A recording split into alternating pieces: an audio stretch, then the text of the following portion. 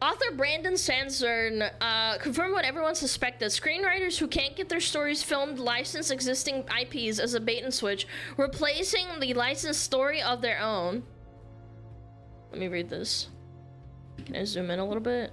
No, I can't. I have a fun story here. Early in my career, someone optioned the rights to make one of my stories, The Emperor's Soul, into a film. I was ecstatic as it's not a story that at the time had gotten a lot of attention from Hollywood. I met with a writer who had a good pedigree and who seemed extremely excited about the project. Turned out he'd be the one to persuade the production company to go for the option.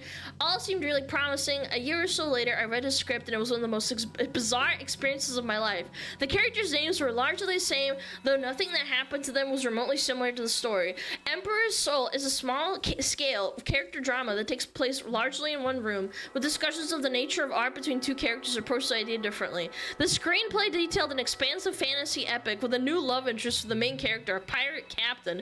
They globetrotted, they fought monsters, they explored a world largely unrelated to mine, save for a few words here and there. It was then I realized what was going on. Hollywood doesn't buy spec script, original ideas, from screenwriters very often, and they never buy spec scripts that are epic fantasy. Those are too big, too expensive, and too daunting. They are the sorts of stories where the producers' executives need the proof of an established book series to justify the production. So this writer never had a chance to tell his own epic fantasy story, though he wanted to. Instead, he found a popular story that nobody had snatched up and used as a means to tell the story he'd always wanted to tell because he'd never otherwise have a chance of getting it made.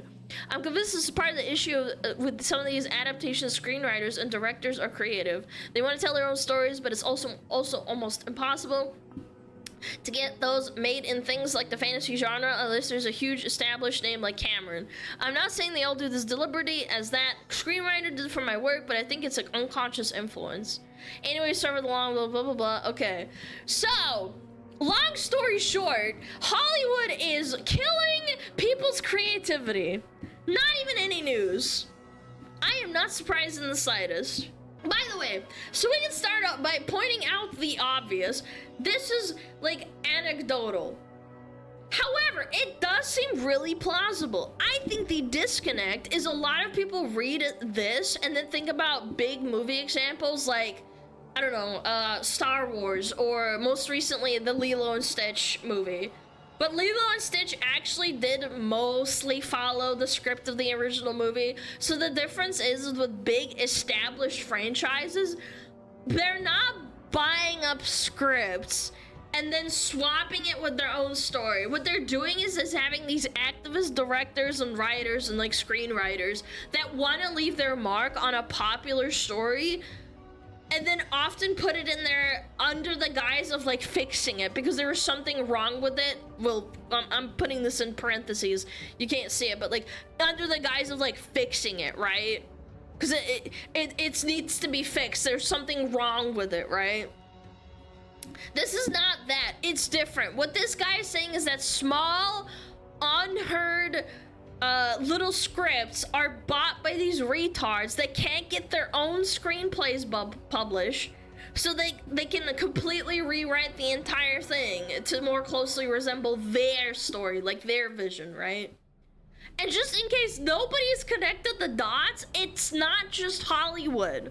This is video games too. These people cannot get any publisher to make their like shitty video games with their shitty ideology. So instead they slowly co-opt these AAA companies like BioWare by applying under the guise of just wanting to be a game dev, but then they slowly do shit like what the Sweet Baby Inc. person did. And said they threatened the marketing team with like what could happen on Twitter if they don't capitulate. You guys remember that?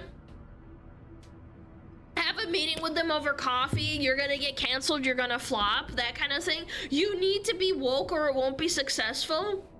And corpos being corpos see an opportunity to virtue signal to make money and completely buy into it. It's the same thing with Prime Month too.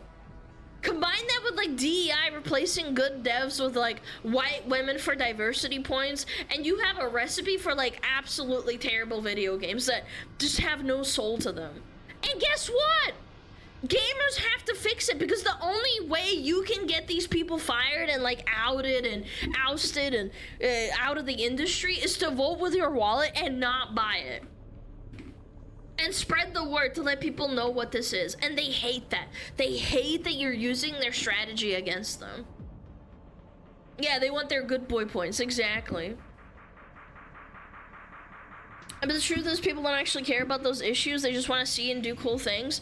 And I'm sorry, I truly believe that the people who are in the LGBT community, they are gay, lesbian, straight, trans, whatever, the all-encompassing community just wants a good game that doesn't preach to them 24/7. Like, guys, the character's gay.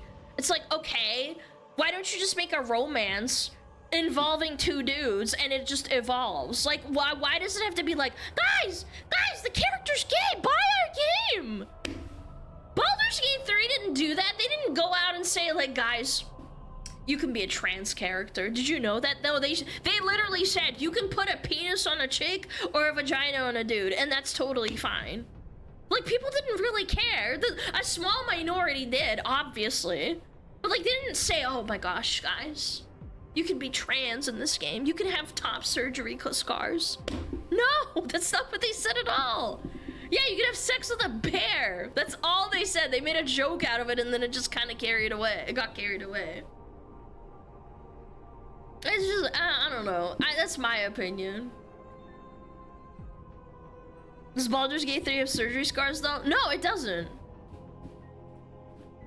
It's one of two things. Usually it's either insanely forced to fit a DEI quota, or it's revisionist history where they retcon and establish characters' history and say, oh, by the way, they're gay. People hate that, and just make a good gay character. Yes. That's what I've been saying.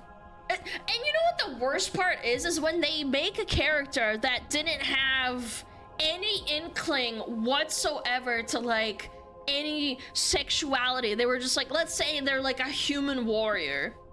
And then all of a sudden they're like, well, actually, they start like inserting characters into the story and being like, guys, he has a boyfriend now.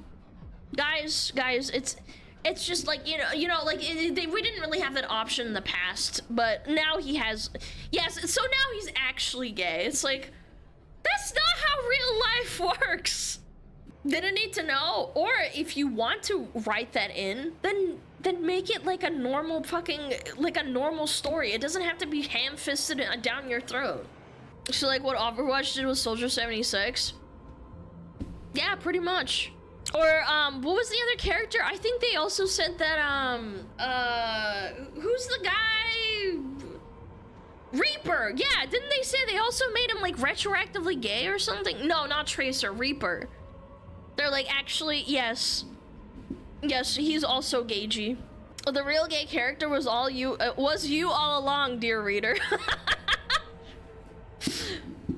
Reaper's gay? I think so. Like, they made like a subtle comic about it or something. I can't remember.